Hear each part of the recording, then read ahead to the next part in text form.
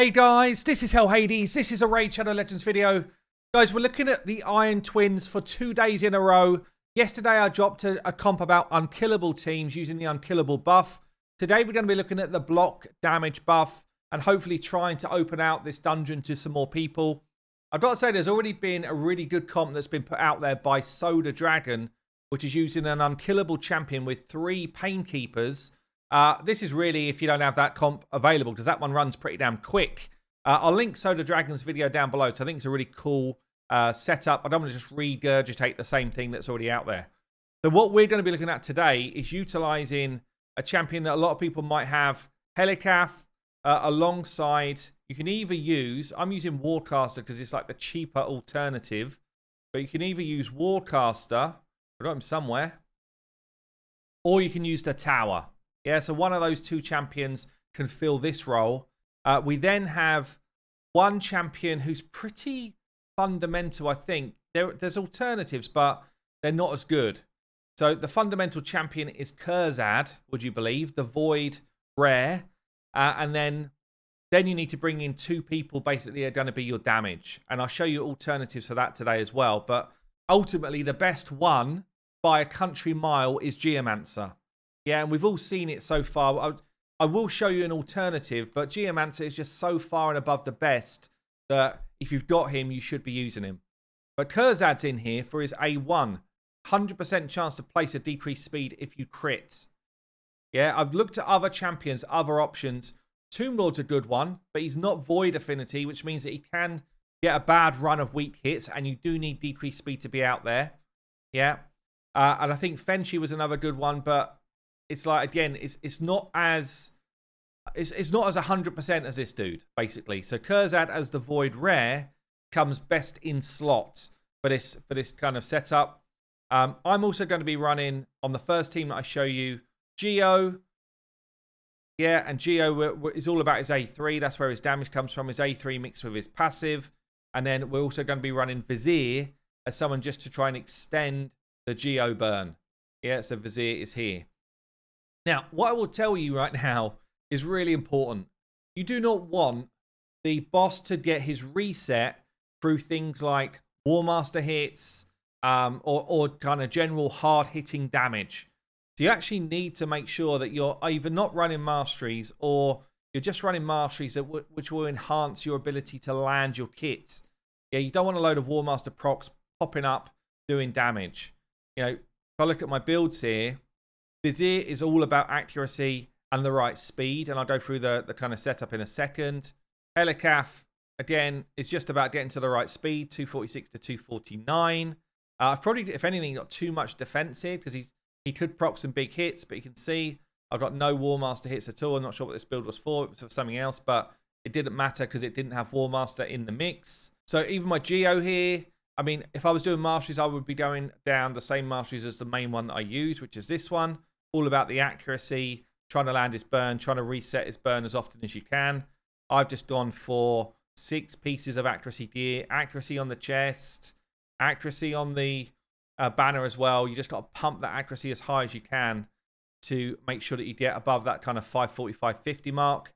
And then 187 is his speed. Yeah, so that's the type of builds that you're going for. No damage, just making sure that you land your kits.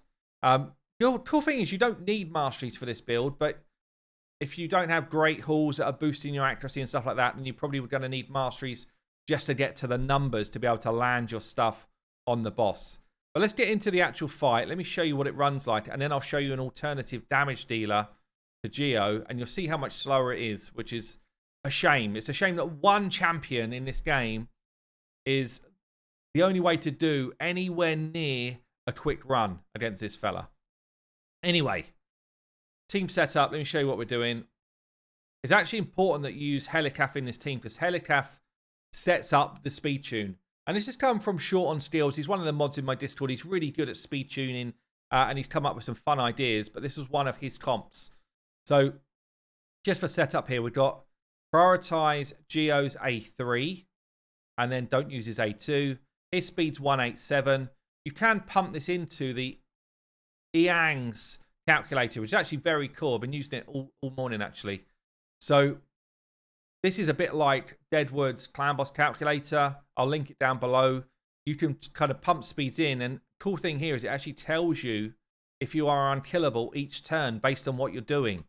So, you know, when I was playing around with this, I actually had my Helicaf and Wardcaster speeds the wrong way around. Yeah, I had them like this, 248 Helicaf, 246 Wardcaster. It actually needs to be Wardcaster faster than Helicaf. And I was like, damn, I've lost my unkillable. What's going on? Yeah, and it's because I made a mistake. So this is a very cool tool that's just fairly recently out there if you want to kind of play around with different comps. But basically what you need is Helicaf and Wardcaster or Tower between 246 and 249 speed. Yeah, you need to make sure that Wardcaster or Tower is faster than Helicaf. We need around a 187 Geo. And again, you can kind of play around with speeds and see what it does. Are you still unkillable? There is a little bit of flex on this. Of a slow DPSer or extend buff type champion. So Vizier is my choice here. Aox would be another good one. But yeah, basically someone here who's going to extend buffs. I guess Bulwark is like the cheap version. Maybe even better. Maybe even better than Vizier. Bulwark, actually, extending the buffs, or debuffs, sorry, whilst not doing any damage. I actually like that a lot, now I'm thinking about it. Kurzad is my decreased speed, around 195 speed. Again, there's a little bit of flex up and down with these. Play around with this calculator if you want to see if your build works. One thing to call out actually on Kurzad, you really want 130% crit rate. Because if you get a decreased crit rate buff on, you still want to land your decreased speed. And his ability needs 100% of a crit to be able to land it. Okay. So I turn off A2 and A3 for Kurzad. Just using his A1. Wardcaster, we open with the unkillable.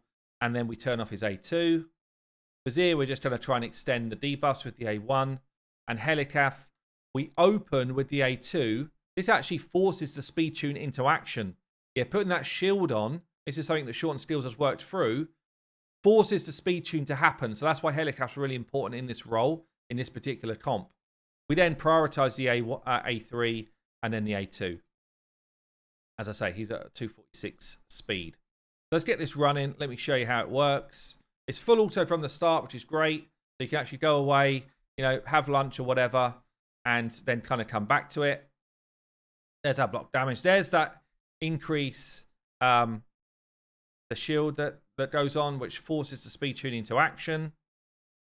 Burn goes on, and then we're hoping that Vizier lands something which isn't a weak hit. It's a 35% chance to weak hit on this affinity, so Vizier particularly bad on this affinity for me. So we might find that we actually don't extend it all the time, which is a bit annoying, but it's what it is. And then basically it just runs through. So we're hoping for that extend debuff. Didn't get it again. Which means that we're relying on Kurzad to always land his stuff. He does, you know, there's a chance of the 3% resist, which if you get a couple of times in a row, there is a kind of fail chance. But that's where Vizier comes in good and the fail chance dramatically is reduced. What I would say is in this Vizier role, and it's going to be one of the kind of alternative damages I'm going to talk to you about, if you've got a smite champion, someone who's got Brimstone unlocked, then Brimstone's one of the other ways to do damage on this boss. And it doesn't proc or doesn't kind of reset his passive thing. So it could be that you just ignore Vizier, you ignore the kind of increased debuff side of this, and just try and do it quicker. And I'm going to show you a run where we try that in a minute. But what it does is it opens you up to a higher chance to fail. This isn't 100%. It's probably like a 98% win rate, because it's possible that I could just hit into a threshold here and he resets and hits when we don't have block damage up. Like if he was to reset right now with no block damage here, the run would fail. And it's a low chance because I've got everyone hitting for such minuscule amounts, but it's not impossible. So there is that kind of very low chance that you just fail the run because of that. But you can see what's happening here. The block damage stays up the whole time. Geo's passive's doing all of the work, literally all of the damage.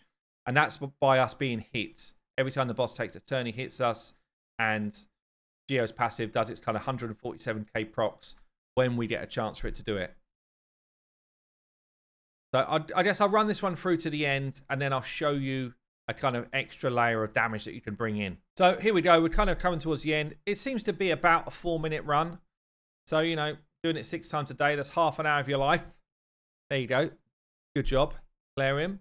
But yeah, it's, as I say, there's a very small chance of a fail, but it is a very consistent team. So we're going to show you, I guess, in one team now, alternative ways of doing damage. Okay then, so to show you 2 other forms of damage, the first one is going to be literally anybody that you manage to awaken, any legendary that you manage to awaken can do this job. They need Brimstone. Yeah, if you don't have a Geo, this is probably your best form of damage other than that kind of Geo burn. So I'm using Lugan here just because he got a 3-star awakening. He's got no real use on my account. I wiped his mastery, so he's not going to do any silly War Master hits. He's actually in a shield set. It was fine. I just made sure that he was at least kind of 161 speed to fit the comp that I'm running. He's done a sub in instead of Vizier. It opens me up to a bit of risk because Vizier was extending those debuffs, extending that decreased speed, which I'm not going to have anymore. So there's a higher percentage chance that I could fail, but it should still be pretty damn consistent. And then I'm bringing in Tomb Lord instead of Kurzad, just to show you an alternative to that decreased speed position. So he's got the decreased speed on his A1. As long as he crits, it's going to happen. He's also, though, got poison on his A2, which is a pretty juicy poison. Honestly, though, this, again, is adding more risk because I'm not A1-ing all the time. Therefore, you know, every 3 turns, I'm risking the decreased speed debuff. And if that drops off, I lose. Yeah, so masteries, I've just made sure that he's got enough accuracy in his kind of mastery tree. So I'm going to try in this run, running all 3 of the damage dealers together, see what sort of time we get. And then I guess I'll sub out Geo, just so you can see it's not all about Geo, albeit he's a pretty damn nutty champion, right? So here we go. We should start to get our debuffs up. Decreased speed goes on, which is 100% required to stay on all the time. If it doesn't, I fail the run. And then we're hoping for Brimstone hits from our Lugan, and we're going to get poisons out there on the A2 like this, pop. And the poisons are the other form of damage that mean anything here without doing the kind of hard reset on the boss's mechanics. No Brimstone yet. I've got a 40% chance to land Brimstone every hit with the 3-star. So kind of either getting lucky or you're not. Decreased speed staying up. Obviously with no Vizier, I'm not extending the Geo burn, so there's a chance that Geo burn pops off as well. Definitely could use Aox in this kind of position, as I say, to try and extend. Decreased speed stays on. That's good. Burn back on. Beautiful. Give us a Brimstone proc. Where is it? As you can see, we're just kind of like chunking down some damage. It's very RNG heavy, obviously, because you've got different skills that you're trying to get away. There we go. Beautiful. Look at the damage Brimstone does. 360k of damage right there. I did see that decreased speed was off for a second. I don't know if that's just got me out of sync or not. We'll find out in a second. Quite well done. No, we're still good. Still good. As long as Tomb Lord kind of comes in first there, I guess that's absolutely fine. Needs to land decreased speed right now. So you can see it's just a little bit frail doing it this way without that kind of extending the decreased speed side. Because if you just fail it one time, certainly using him as a poisoner as well, I'm trying to get a bit too cheeky with it, honestly, and it's probably not worth the risk. But I just wanted to kind of show 3 different damage sort of sets going off at once and seeing the difference really that you get here. Obviously, Brimstone does a colossal amount of damage, actually. It's really worth having. You know, if you had someone like HELIWAR with that Brimstone, even better, because then it's just in your natural team. Or Vizier, you know, Vizier with that Brimstone, again, would be absolutely top draw. But bam, chunks of damage getting away. How you feeling about Brimstone, my friend? Not great with the 360k coming in. Decreased speed on again. Beautiful. And it's probably going to end up being maybe a good full minute quicker, I guess. Something along those lines.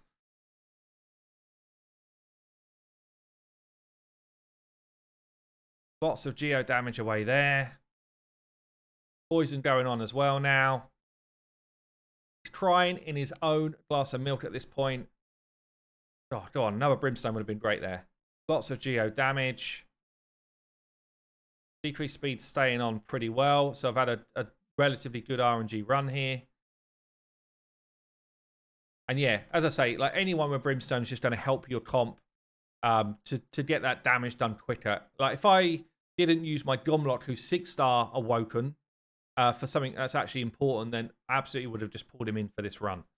Because he would be landing Brimstone every single hit that he had to go, which would be like a dramatic speed up for this fight.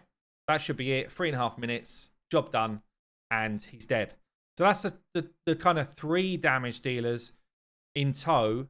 And you can see here, so Tomb Lord with poisons did 880k damage. Lugan with, you know, those honestly fairly low RNG, I would say. Let's move myself a sec. Fairly poor RNG, got 1.2 mil damage, basically all through Brimstone. And then Geo still with 2.6 mil. Yeah, it kind of just rams home how powerful Geo is compared to the rest of the game. There you go, guys. Hopefully that gives you some different ideas to play around with. As I say, Warcaster could be tower in this comp. And, you know, Geo is just a DPS. If you've only got poisoners, then that could be the Brawler or anyone else who's going to do a decent level of poison. You could use Mithrala, as long as you're not throwing out those buffs before decreased speed goes on. You could use Eurost, I guess, being hit. You could use Taragi, I guess, being hit, doing poisons. Like anyone who's going to do some form of damage can do the job. And then ideally, someone that is extending the debuffs in this slot. But if you've got someone with Brimstone and you want to be a bit cheeky with it, then why not? Kurzad feels like best in slot for the decreased speed over Tomb Lord just because of affinity. There you go, guys. I've been HELHades. I'll see you later.